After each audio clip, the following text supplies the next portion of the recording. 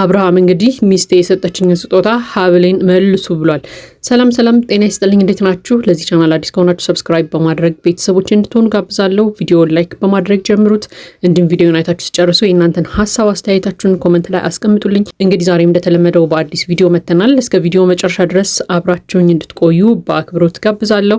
እንግዲህ ትላንትና አንድ ነገር ተፈጥሯል። ያው ሁላችንም እንዳየነው ማለት ነው። ባለፈው ዳኒ እንግዲህ አብርሃምን ይዞት እንደጠፋ ሰምተናል ማለት ነው። ዛሬ እንግዲህ አብርሃም ሁሉም ጋር በሚባል ደረጃ እንግዲህ ቤተሰቦቹ ጋር ተገናኝተዋል ማለት ነው። ዴቭም ነበረ፣ ቡዜም ነበረች፣ እንዲሁም ደግሞ ሄርሜላም ነበረች። እንግዲህ የታሰበው ነገር እስከዛሬ ድረስ ሁሉንም ሰው ትኩረት ስቦ የነበረው የሀብል ጉዳይ እንግዲህ ከአንገቱ ሊወልቅ ችሏል ማለት ነው። ለማንኛውም ግን ከአንገቱ ላይ ቢወልቅም ምንም ነገር አይፈጠርም እያልን ነበር እስከዛሬ ድረስ። ምክንያቱም ሩታ እንግዲህ አብርሃምን ለዳኒ ጥላው ስትሄድ ያው እርግጠኛ ስለሆነች ወይ ደግሞ ሀብሉ ላይ ምንም ነገር ስለሌለው ቢበጥሱበትም ችግር የለውም ብላ አስባ እንደሆነ ሁላችንም ጠርጥረን ነበር። ምክንያቱም በቃ ይታወቃል ሀብሉን አውልቅ ምናምን እያሉ እየታገሉት ስለነበረ ያንን ነገር ማሰብ አያቅታትም ሩታ። በቃ ቀጥታ ወስደው ሀብሉ እንደሚበጥሱት ምናምን ታውቅ ነበረ። ለማንኛውም እንግዲህ ትላንትና እነ ዴቭ፣ ቡዜ፣ ዳኒ ሆነው እንግዲህ ያንን ሀብል ከአንገቱ ሲያወልቁ አይተናል ማለት ነው። ለማንኛውም ግን እንግዲህ ሀብሉ ወልቆለትም አብርሃም ወደ ቀድሞ ማንነቱ አልተመለሰም። እንግዲህ ያው ከ1-3 ቀን በኋላ ይመለሳል ብለው ነው እነሱ የሚያሰቡት። እንግዲህ ከ3 ቀን በኋላ የሚፈጠረውን ነገር የምናይ ይሆናል ማለት ነው። ለማንኛውም ግን ትላንትና እንግዲህ ሀብሉ ከወለቀለት በኋላ ራሱ የአብርሃም ሪአክሽን ምን ነበር?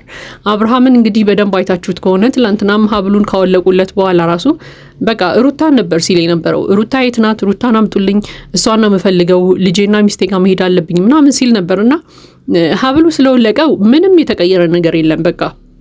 ለማንኛውም ግን ያው ሀብሉ መውለቁ ጥሩ ነው። ምክንያቱም እጅግ በጣም ብዙ ሰው ሀብሉን እየተጠራጠረ ስለነበረ ማለት ነው። ስለዚህ ሰውን ከጥርጣሬም ቢሆን የተወሰነ ነፃ ያወጣዋል ብዬ አስባለሁ። ሀብሉ መውለቁ ለሰው ጥርጣሬ ነው ጥሩ የሚሆነው እንጂ ከዛ በዘለለ ምንም ጥቅም ይኖረዋል ብዬ አስቤ አላሰብኩም። ለማንኛውም እንግዲህ ሀብሉ ከወለቀ በኋላ እንግዲህ ከ3 ቀን ምናምን በኋላ እየተረጋጋ ሲሄድ እያሉ ሰምተናል ማለት ነው። ለማንኛውም ግን እንግዲህ መጨረሻ ላይም አንድ ነገር ተከስቷል። ከዚያ በፊት ግን ያው ሄርሜላም እንግዲህ ተደውሎላት መታ ነበረ። አብርሃም መጥቷል፣ ሀብሉ ሞልቆለታል ምናምን ተብላ ነው የመጣችው። እንግዲህ የሄርሜላ ሪአክሽን ደግሞ በጣም ነበር የሚያስቀው። እውነት ለመናገር በቃ ደስተኛ ሁና ነበረ። ነገር ግን ፈጠነች በጣም ከምጠብቀው በላይ ስትፈጥን ነበረ ሄርሜላ። በቃ እንኳን ደስ ያለህ፣ በቃ ወደ እኔ ተመለስክ ማለት ነው፣ ወደ ድሮ ማንነት ተመልሰሃል ምናምን እያለች እንግዲህ ስታዋክበው አይተን ነበር ማለት ነው። እውነት ለመናገር አብርሃም አሁንም ሩታ ላይ ነው ሀሳቡ። በቃ ሩታ ነው እየፈለገ የነበረው እንጂ ትላንትና ሀብሉ ከአንገቱ ስለወለቀለት የተለየ ያሳየው ነገር የለም። በቃ ምንም ነገር አልተፈጠረም። ምናልባት ሲረጋጋ ከ2-3 ቀን በኋላ የተባለው ነገር እውነት ከሆነ ያው ሁላችንም የምናየው ነገር ነው የሚሆነው። ለማንኛውም ግን ሀብሉ ይውለቅ ሲባል ብዙ ሲወራ ከርሟልና ሀብሉ ላይ እንግዲህ እንደወለቀ ምንም ያየነው ሪአክሽን የለም። ሄርሜላን ራሱ ሰላም በላት እቀፋት ምናምን ሲሉት ራሱ በቃ አቀፍኳት እኮ ምንድን ነው እኔ ሩታን ነው የምፈልገው እያለ ሁላ እንግዲህ ደጋግሞ ሲናገር ሰምተናል። ስለዚህ ሀብሉ ላይ ችግር አለ የለም እሱን በሂደት የምናየው ነው የሚሆነው። ለማንኛውም ግን ሀብሉ እየተባለ እንግዲህ ብዙ ነገር ሲወራ ሰምተናል። ምንም ሀብሉ ላይ የተፈጠረ ነገር እንደሌለ ደግሞ አውቀናል ማለት ነው። ለማንኛውም ግን የሄርሜላ ሪአክሽን በጣም ያስገርም ነበር። በቃ እሷን እንደሚፈልግ አሁንም እሷ ላይ ሀሳቡ እንደሆነ ምናምን ነበረ ስታወራ የነበረው እና በቃ ውክብ ስታረገው ነበር አብርሃምን። እውነት ለመናገር እኔ በዚህ ልክ ለምን እንደምታጣድፈው ሁላ አይገባኝም። ማለት በቃ ሀብሉ ከወለቀ በኋላ ይረጋጋል ቢባል ራሱ ሄርሜላ ትንሽ መረጋጋት አለባት ብዬ አስባለሁ።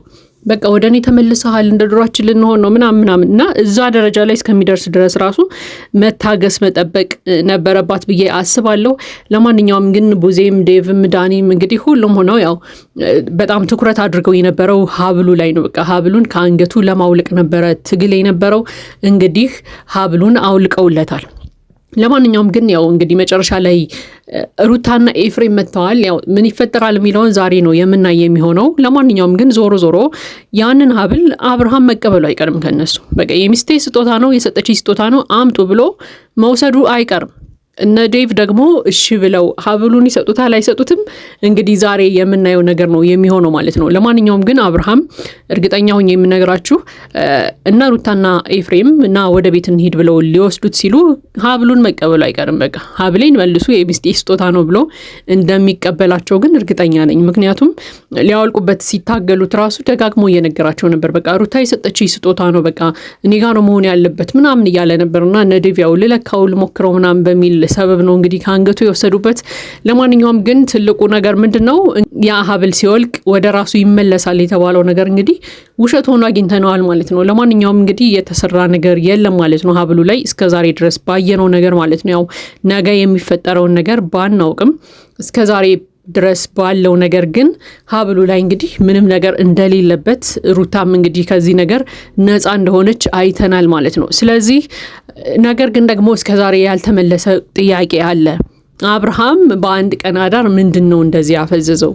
ሀብሉ ነው ተብሎ ነበር እንግዲህ ሀብሉ ተበጥሶለት አይተናል። ምንም የተለወጠም የተቀየረም ነገር የለም። ከዚያ በዘለለ ደግሞ አብርሃም እንደ ድሮ አይደለም። በቃ ድሮ እንደነበረው ነገር ላይ አይደለም ያለው። ስለዚህ አብርሃምን እንደዚህ ያፈዘዘው ነገር ታዲያ ምንድነው? ይሄ ደግሞ የሁላችንም ጥያቄ ነው። ምክንያቱም አብርሃም እንደ ድሮ እንዳልሆነ ሁላችንም ስለምናውቅ ማለት ነው። ለማንኛውም ግን በዛሬው እንግዲህ ቪዲዮአቸው ሩታ ነፃ እንደሆነች አይተናል። ከዛ በዘለለ ግን አብርሃም ደግሞ ንቅት ያለበት ደረጃ ላይ ደግሞ አይደለም። የሆነ ያልተገለጠ ነገር አለ ብዬ አስባለሁ። ለማንኛውም እንግዲህ እሱን ደግሞ በጊዜ ሂደት የምናየው ነው የሚሆነው ማለት ነው። ለማንኛውም እንግዲህ የዛሬው ሀሳብ አስተያየታችን ይሄ ነው። የእናንተን ሀሳብ አስተያየት ኮሜንት ላይ ያስቀምጡልኝ። ለዚህ ቻናል አዲስ ከሆናችሁ ሰብስክራይብ በማድረግ ቤተሰቦች እንድትሆኑ ጋብዛለሁ። ቪዲዮ ላይክ በማድረግ አበረታቱን። መልካም ጊዜ ይሆንላችሁ። እኔ ጋር ነው መሆን ያለበት ምናምን እያለ ነበርና እነ ዴቭ ያው ልለካው ልሞክረው ምናምን በሚል ሰበብ ነው እንግዲህ ከአንገቱ የወሰዱበት።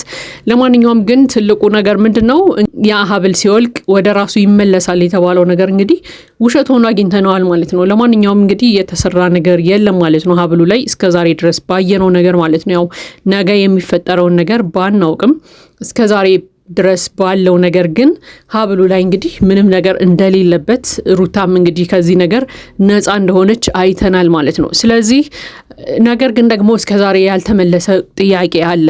አብርሃም በአንድ ቀን አዳር ምንድነው እንደዚህ ያፈዘዘው? ሀብሉ ነው ተብሎ ነበር እንግዲህ ሀብሉ ተበጥሶለት አይተናል። ምንም የተለወጠም የተቀየረም ነገር የለም።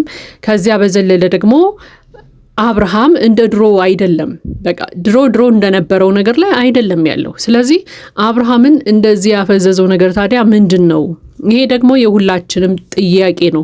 ምክንያቱም አብርሃም እንደ ድሮ እንዳልሆነ ሁላችንም ስለምናውቅ ማለት ነው። ለማንኛውም ግን በዛሬው እንግዲህ ቪዲዮአቸው ሩታ ነፃ እንደሆነች አይተናል። ከዛ በዘለለ ግን የሆነ ያልተገለጠ ነገር አለ ብዬ አስባለሁ። ለማንኛውም እንግዲህ እሱን ደግሞ በጊዜ ሂደት የምናየው ነው የሚሆነው ማለት ነው። ለማንኛውም እንግዲህ የዛሬው ሀሳብ አስተያየታችን ይሄ ነው። የእናንተን ሀሳብ አስተያየት ኮሜንት ላይ ያስቀምጡልኝ። ለዚህ ቻናል አዲስ ከሆናችሁ ሰብስክራይብ በማድረግ ቤተሰቦች እንድትሆኑ ጋብዛለሁ። ቪዲዮ ላይክ በማድረግ አበረታቱን። መልካም ጊዜ ይሆንላችሁ።